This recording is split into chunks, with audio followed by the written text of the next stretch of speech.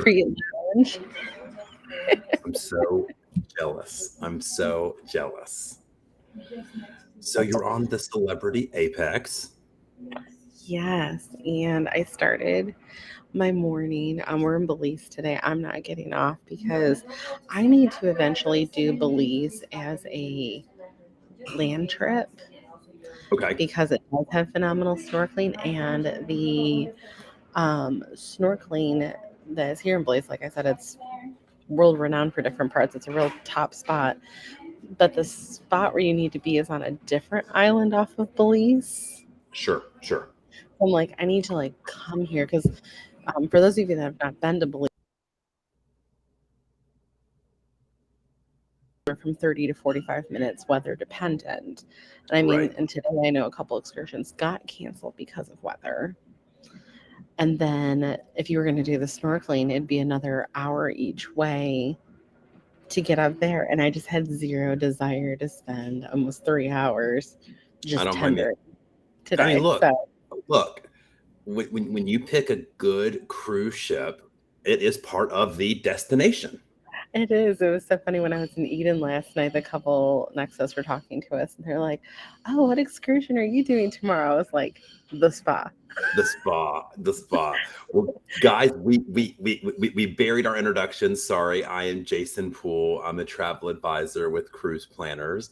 Love talking all things cruises and resorts. Celebrity, the retreat. It's killing me. Haley is there, but Haley, for some reason, someone doesn't know who you are. Who are you? What do you do? And where are you? Hey guys, my name is Haley. I am a travel blogger and I own a hotel sales support company named Hospitality with a Flair, and just love talking about travel with Jason all the time. Awesome. So you're on Celebrity Apex. It's a 7 night. Yes, this is my first Edge class.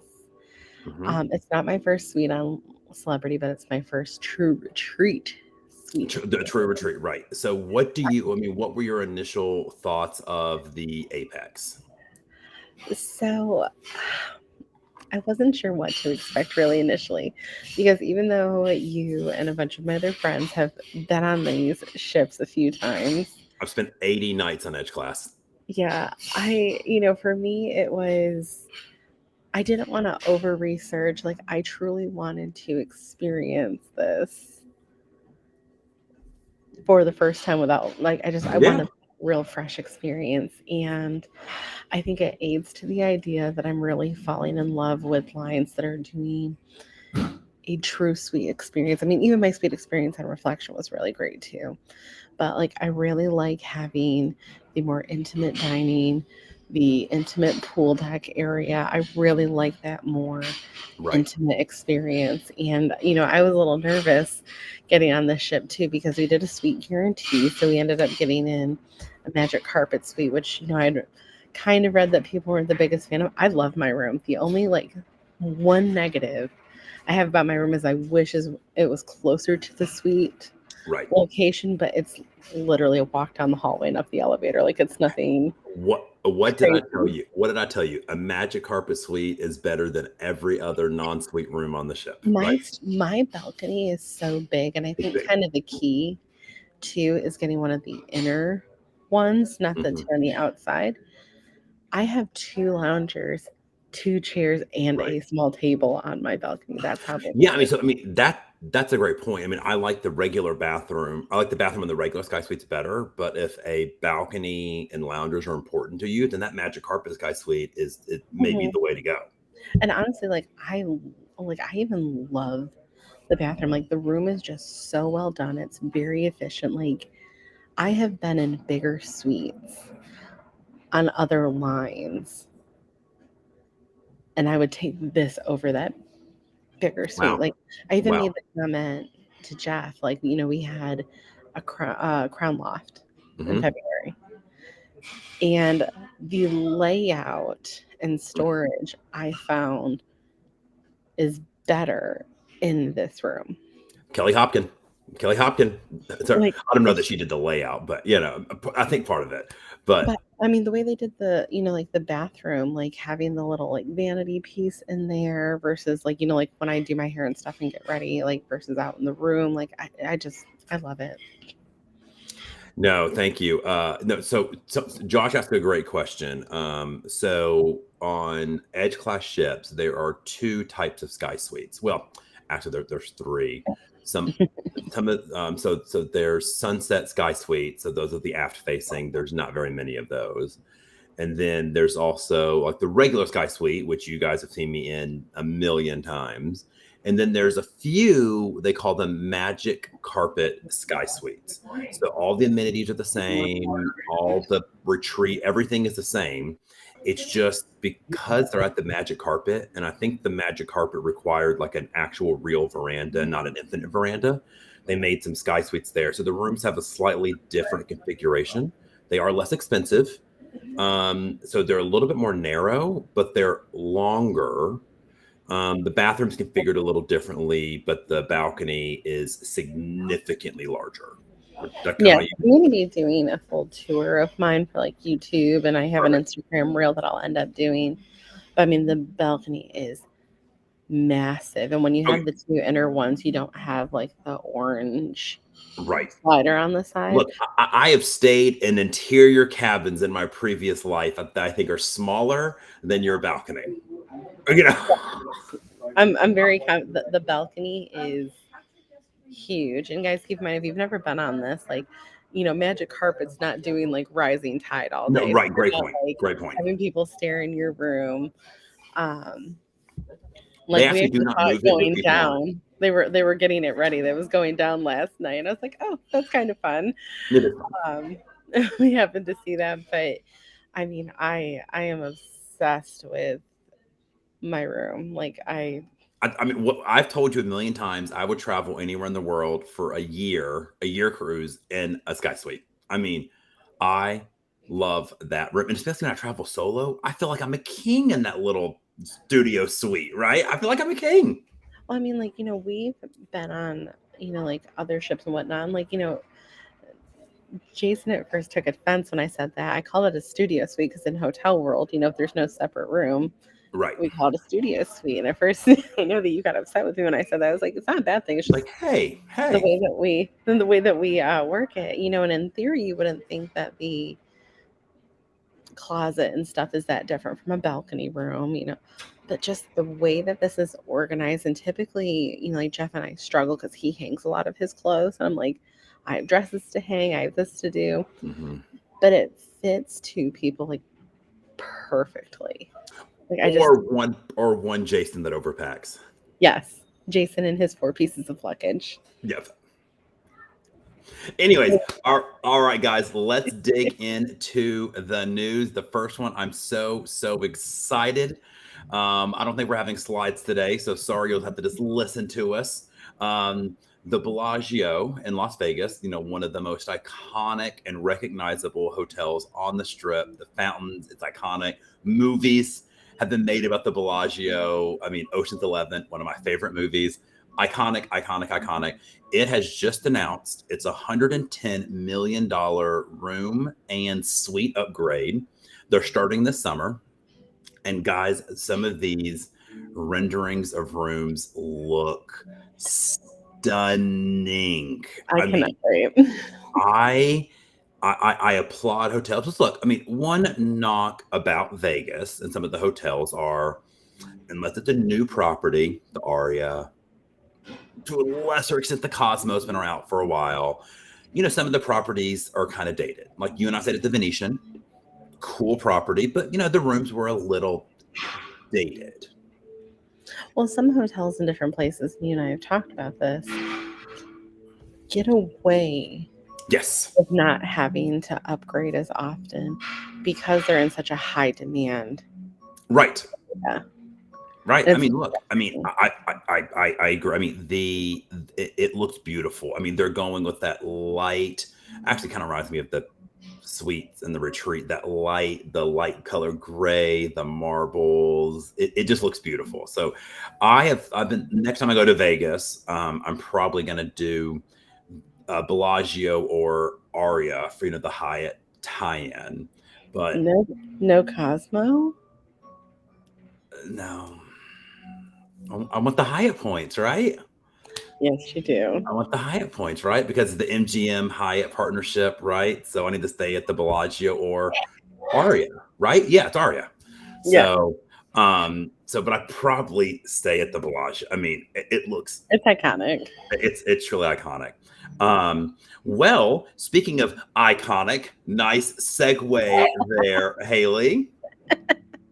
Royal Caribbean just announced the bars and nightlife scene on the brand new forthcoming Icon of the Seas. Guys, some of these venues look amazing. Okay. Some of them are classic favorites are coming back. Like Boleros is coming back. But Shocking. shocking, yeah. But then they're doing some things I think are kind of cool and different. So they're having a dueling piano bar. So instead of like a regular schooner bar, we're gonna have two pianos kind of dueling. And I've been to dueling piano bars before, and they can be kind of fun. Oh, yeah, 100%. I've been to one They, in Vegas. they can be fun, especially when they're doing mashups with each other and like this half sing this song. I mean, they can be really fun. But I the one actually at the boardwalk at Disney World is actually really, really good. It's at Jelly Rolls. Like it is a I mean, I remember being in high school and my one and only Carnival cruise. There was a dueling piano bar, and I remember thinking it was actually kind of cool. It's like as a little kid, so that's cool. They're doing this thing called Blues, Jazz, and Blues, and I really like how they're doing it because in Oasis class, except for Wonder, there's Jazz on Four. On yeah. Wonder, they took out Jazz on Four. They made it more of the non-smoking little casino area. I love Jazz on Four. I've been on many cruises where I'm down there like on group cruises by myself with like 5 or 6 other people sometimes, and it's just me, and I love it. And I always hated that that venue wasn't really attended heavily, or that it wasn't that popular. Yeah. So what I love what they're doing a spot called Blues, Jazz, and Blues. It is on Central Park. It's going to be open air.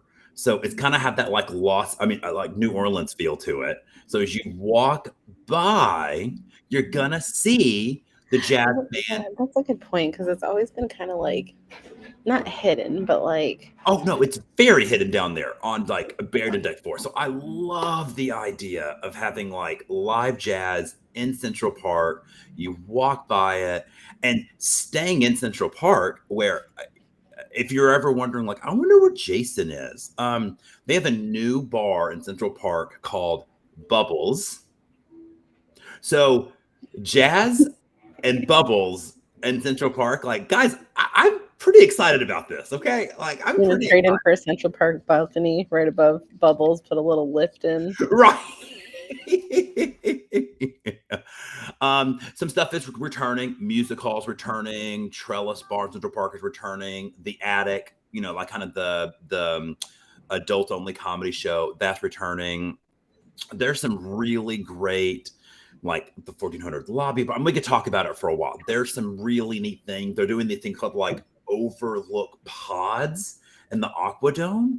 It reminds me of the scene in Star Wars where all the senators are in like the little like pods, and it's like everyone has like a little like pod in This the is where liberty dies. like yeah. So guys, the what they're showing with Icon is it's impressive, and Royal Caribbean has done a great job at building a ship with a lot of venues, but like I remember my first time on Oasis class, I was terrified to be in a ship with that many people. But they do a really good job at like They do. multiple 100%. shows at the same time, all the venues. So guys, I'm excited. I still have very limited group space on the inaugural. So if you haven't booked the inaugural, I have a little bit of space. So reach out to me, but it looks pretty cool. I'm not gonna lie. It looks fun. Bubbles and jazz, that's where I will be. All right. This next one is more of a personal, feels like a personal victory for me. The city of Paris, overwhelmingly by 90% who showed up, which the turnout was very low. The city of Paris voted to ban the renting of electric scooters. Like the Lime scooters is what we're talking about. We're not talking about like handicap scooters. Oh no, go here. No. I mean, like, like the Birds, the Limes, the Uber scooter, all that stuff. So I am, as someone who lives in Nashville in a super touristy city, it's gotten better, but the scooters can be a nuisance. So selfishly, because unfortunately, like, if you don't live in that area and you're not used to those, like, I think it's a health safety hazard kind of thing. right. And look, I have people who say things like, "Oh, I love doing the scooters when I'm down there." I'm like, I get it, but I live here, and I see them just scattered like trash on the sidewalks, in the bushes. And then, like, half the time they're not charged. I mean, like, I remember the second time I was up in Seattle, I was like, define, because I mean, you've seen the hills and stuff there. Like, any little bit of assistance, especially when you're down at the piers, needing to go up, Right. it's helpful. And it was taking me forever just to find one that was charged because people just kind of like throw them off here or there and whatnot. I know. I'm a big fan of that.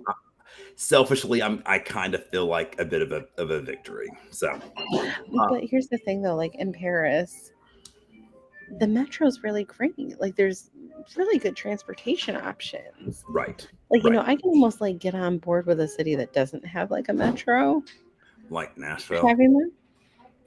But like, I think they're more of a nuisance than I care to. But like Paris has a great little metro system.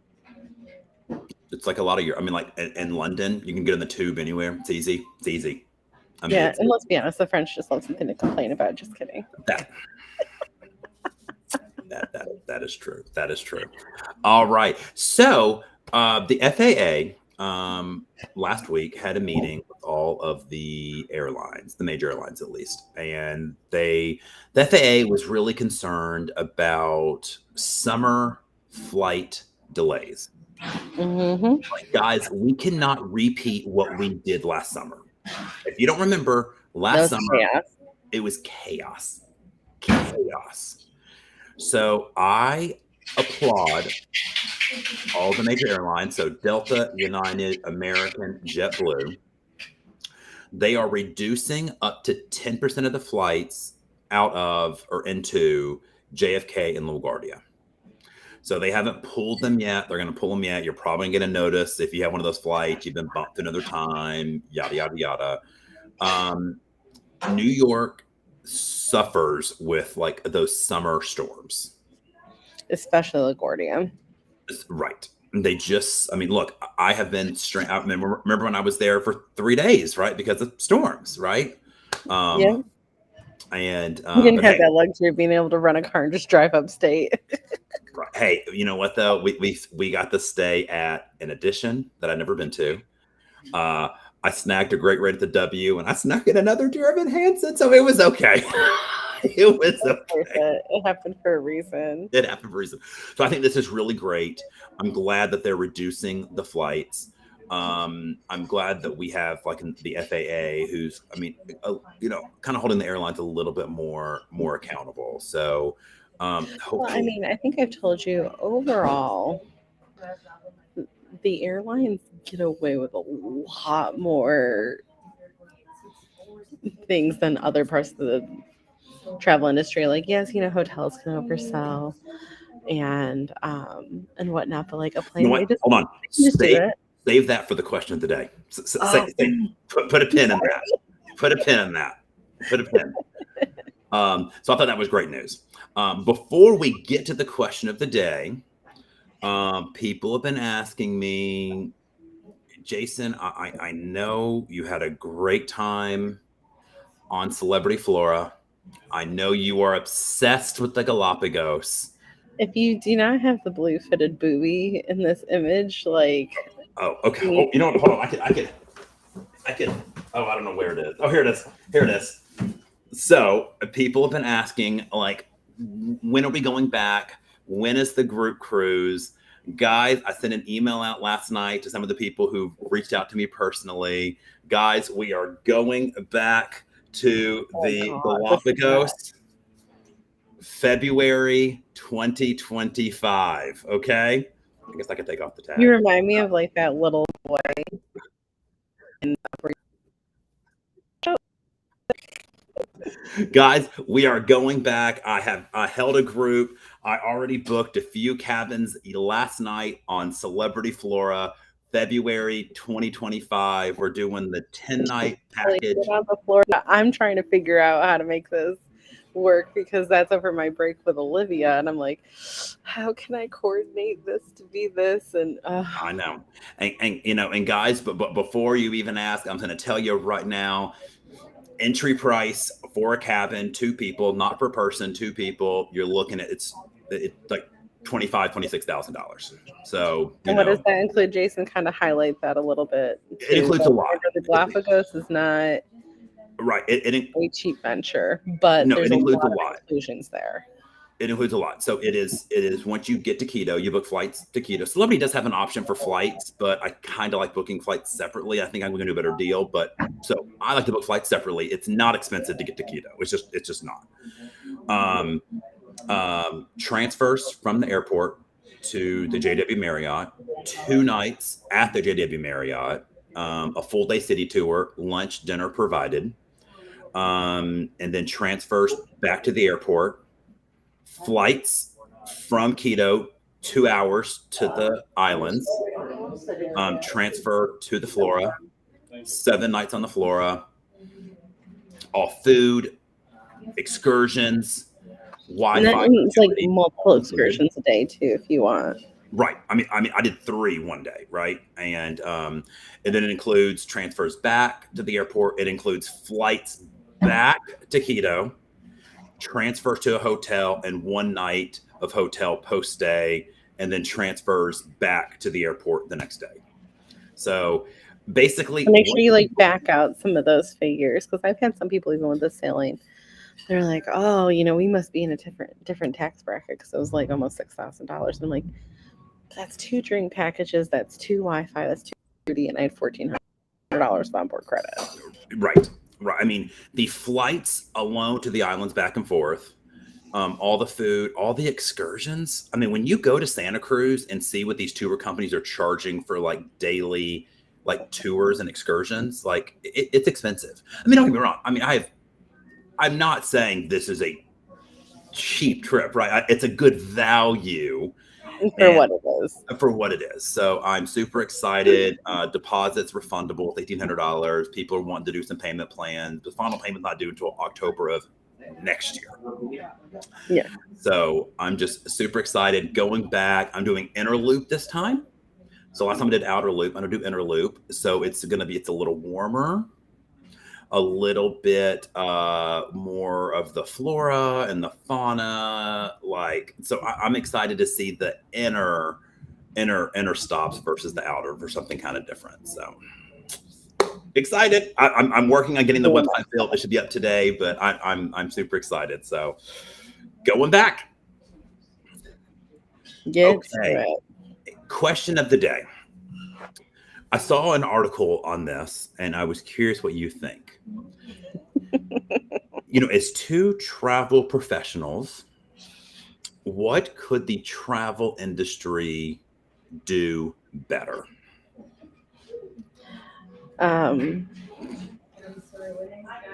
Personally, from a very internal view of this, is better pay. Better pay. Overall. Wow. Okay. Full transparency, I saw some stuff last night that I shared with Jason. The type of things that people do, and I'm like to people that are in the service industry. I mean, you are dealing with people's basic necessities of eat and sleep,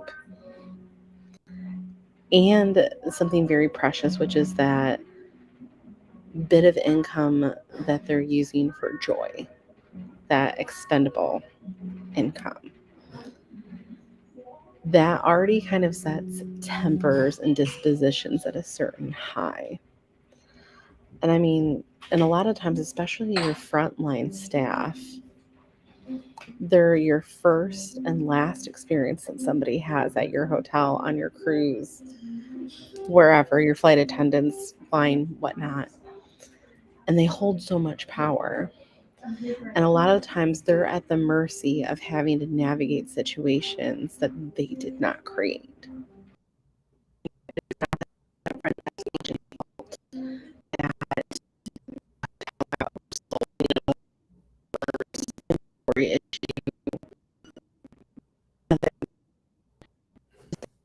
Screamed at for making $12 an hour now, and that's lucky in some areas.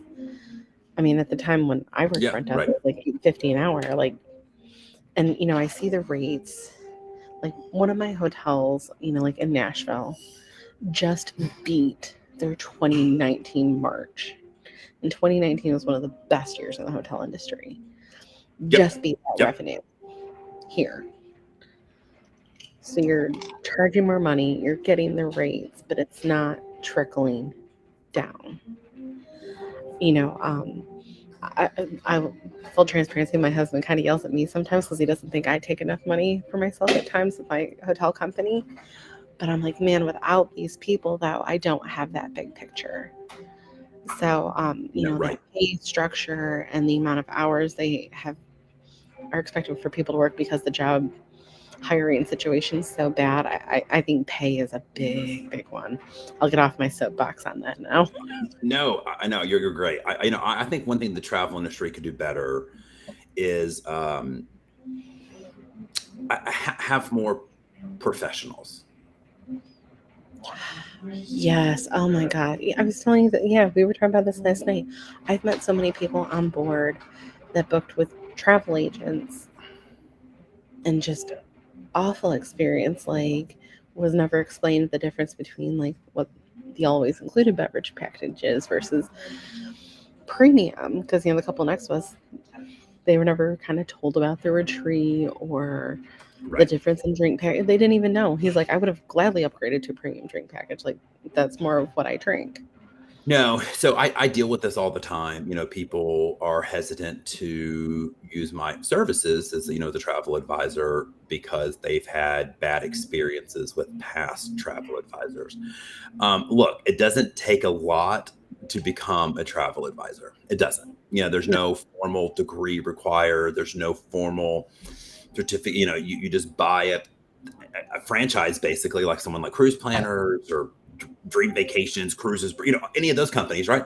And as host agencies, they're great, but there's just so many people just are I just hate that people have bad experiences because of non-professionals, right?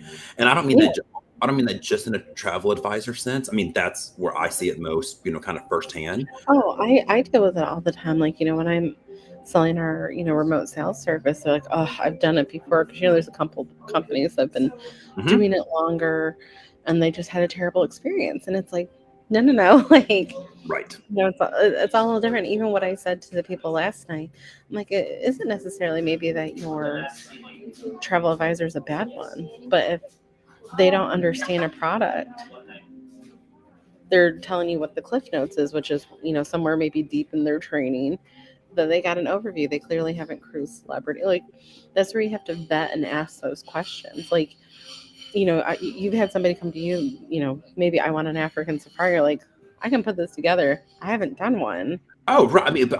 I also know I'm not to toot my own horn. I'm smart enough to like Figure it out. figure it out, right? I Yeah. know the companies to go to. I have great assets, and, resources to figure it out. But you're right. I would be honest. And look, people have come to me asking for, hey, I need a big group on a cruise line I don't know very well. Can you help me? And I'm always transparent. And I say, I can. It'll take me a little while to give me a day or two to figure it out. Which is why I think it's really important to find a travel advisor who specializes in the type of travel that you want to do. Yeah. And, you And know, ask the questions. I mean, look, there are travel advisors who specialize in African safaris if that's what you want to do. Like, I mean, my feelings, I mean, I'd be glad to do it. And I mean, very soon I plan to do an African safari, actually. I've been kind of Same. looking at them. But yeah, so just professionalism. And, you know, I think this is, you know, I've seen airport employees that are less than professional, you know, TSA agents less than professional, right? I think the travel industry as a whole, I just sometimes wish was a bit more. It's still very hackered from 2020, especially. Yes. Very So, hackered. so And I that, think that's one thing I think the travel industry could do a little bit better is professionalism. A tangent, which we or side note, which we all agree with, most travel technology is terrible. From airlines to the hotel apps, I think are actually okay. They're okay, but cruise line apps, like even like airline. I mean, the Delta app's actually pretty good, but it's very slow, right? It's slow. So I'm a big fan of. I wish we would upgrade technology. So, all right, moving on, and then Haley, you get to go back on vacation. So we're almost. yeah, actually, I'm working a little bit, but I'm working towards it. Okay, so last thing, travel tip of the day, right? People always ask me, what should I take as an ID when I am on a cruise in a port or I'm in Europe? Do I need to carry my passport with me? An age-old debate. So I will admit, I used to be team bring your passport with you. Okay. I have somewhat changed my position. I now, when I renewed my passport, I paid the extra small fee for the passport book, which is what we all think of the passport, and a passport card. I actually just did that for Olivia's. Right. So technically, the card is only valid in Canada, Mexico, and the Bahamas, I think. Mhm. But your passport number is on there. It is like an American ID. So if I am out and about in Europe and I need to show an ID, that's what I show as my ID. Is that what you do? Do you agree? Well, I don't have that card, but I carry my global entry card.